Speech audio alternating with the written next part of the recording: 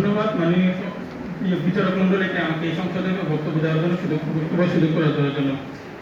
এই সংসদে আমাদের আজকে বক্তব্যের বিষয় ধর্মই মনে করে ধর্মই পৃথিবীর সবচেয়ে বড় বিভাজন।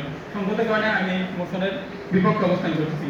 প্রথমে আমি আসি আমার যে পক্ষে বক্তব্য বলে গেছে যে এই ধর্ম বিভাজনের যে কটি কারণ আছে, যুদ্ধ সংঘর্ষের কারণ হয়, জাতি বিভাজন এবং সংখ্যালঘু এ সকল নির্যাতনের কয়েকটি কারণ বলে গেছে।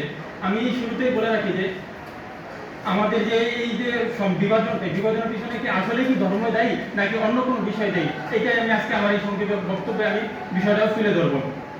শুরুতে যদি তার কথা কিন্তু বলি যে এই তার যে কারণগুলো দেখালো যে ধর্মকে দায়ী করে, এখানে আসলে মূলত ধর্ম দায়ী নেই, বরং নির্দিষ্ট কোনো একটি ব্যক্তি কোনো গোষ্ঠীর নিজস্ব যে স্বার্থ যে চিন্তা ভাবনা, এই চিন্তা ভাবনা মূলত এখানে দায়ী। আমি এই আমার এই যে মূল বক্তব্যটা আমি প্রমাণ করে দেবো।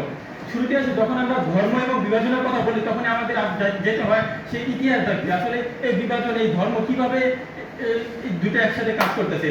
তো আমরা যদি খেয়াল করি যে আমরা খ্রিস্টান ধর্ম, অর্থাৎ খ্রিস্টান ধর্ম পৃথিবীতে বর্তমান সবচেয়ে মেজরিটি ধর্ম হলো খ্রিস্টান ধর্মাবলম্বী। তো আমরা যদি তাদের দিকে থাকি, তাদের যখন ঈসা আলাইহিস সালাম ইন্তেকাল করে তার 300 বছর পরে যখন সেন্ট পল আসলো, সেন্ট পল ইহুদি ধর্ম থেকে খ্রিস্টান ধর্মান্তরিত হলো এবং পাশাপাশি এসে একটা কাজ করলো, খ্রিস্টান ধর্মের মধ্যে দুইটা বিভেদ তৈরি হলো। এরকম যেটা তো খ্রিস্টান ধর্মকে নিজের মতো করে ব্যাখ্যা করলো, তখন তিনি এরকম ভাবে বিভাজন তৈরি করলো, খ্রিস্টান দুইটা ভাগ হলো, অর্থোডক্স একটা আলাদা হয়ে গেল এবং প্রোটেস্ট্যান্ট আলাদা হয়ে গেল। এরপর যেটা আরো কিছু কয়েকশো বছর পরে আবার আগাই, তখন আমরা দেখবো মার্টিন লুথার নামে আরেকজন ব্যক্তির আবির্ভাব। সে এসে কি করলো, তখন আবার খ্রিস্টান ধর্মকে নিজের মতো করে আবার ব্যাখ্যা করলো, তখন খ্রিস্টান ধর্মের মধ্যে আরেকটা ভাগ তৈরি হলো, তখন সে একটি ডাইমেনশন নিয়ে আসলো ক্যাথলিক, যেটা বর্তমান খ্রিস্টানদের অনেক মেজরিটি একটা পার্সেন্ট ক্যাথলিক ধর্ম, খ্রিস্টান ক্যাথলিকের অনুসারী।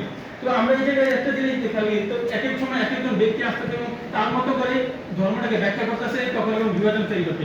আমরা এর উৎকৃষ্ট উদাহরণ আমরা সবচেয়ে সুন্দরভাবে পাওয়া যায় রাসূল সাল্লাল্লাহু আলাইহি ওয়াসাল্লামের জীবনীতে। আমরা মোটামুটি যারা স্কুল কলেজে পড়াশোনা করছি, মোটামুটি ইতিহাসের একটু ধারণা আছে যে আমরা খেয়াল করেছি যে রাসূল সাল্লাল্লাহু আলাইহি ওয়াসাল্লাম যখন কুরাইশে বা মক্কা যখন দাওয়াতটা দিচ্ছিল, তখন কুরাইশে কেন গ্রহণ করতেছিল না?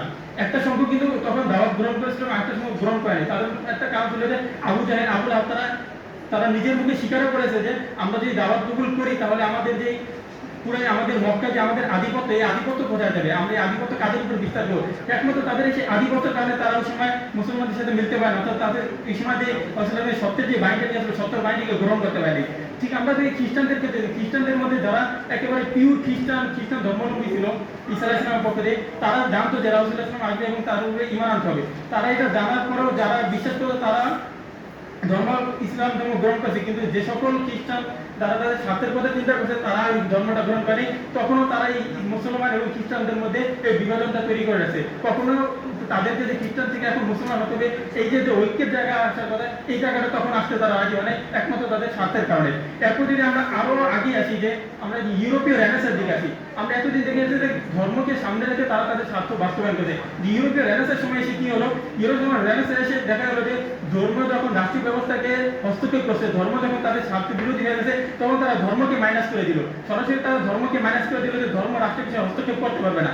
তখন তাদের একমাত্র তাদের ধর্ম তো একটা নির্দিষ্ট একটা ডাইমেনশনের রবের পক্ষ থেকে পরিচালিত হয়ে আসছে, কিন্তু তারা তাদের ওই নিজের মতো ব্যাখ্যা করার কারণে ধর্মকে